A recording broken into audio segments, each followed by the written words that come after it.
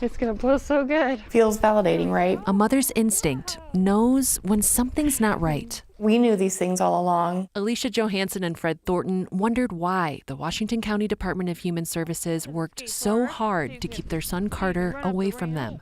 After 3 years, the foster parents were ordered to return Carter to his birth parents. It's taken another year for them to know why. With the release of this report, they say some of their suspicions turned out to be correct. It felt so good to be seen and to be heard. 2 years ago, an independent investigator started looking into allegations of misconduct by the department's head, Grant Smith. During interviews with department employees, some expressed concern that Smith had lost objectivity when it came to the question where to place Carter. The report called him consumed with the case, adding, when things don't go his way, he is very moody. He's not in here to help us. He's in here for the other family.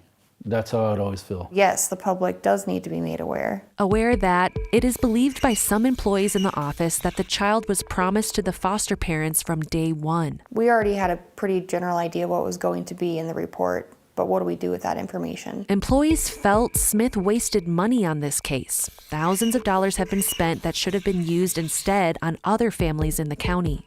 Just disgusting allocation of funds. Perhaps the most personal allegations, that Smith has many times voiced his dislike for the child's father, and he has described Fred Thornton as irritating and obnoxious. I knew that he didn't feel fondly of me. Every time he would come into a room, I would always feel like I was being ambushed. The investigation concluded that Grant Smith did engage in preferential treatment. Smith denied these allegations. However, the investigator did not find his denials credible. The state needs to be held accountable because we complained to them, I don't know how many times, and nothing was done. We have this goal, this responsibility to do something with this so that it doesn't happen again. They hope that the Colorado child welfare system will learn from the missteps in their case, listening more to parents as they navigate the court process. And both of us are gonna go up. You're starting to see how we're all kind of reshaping each other's personalities a little bit. He has,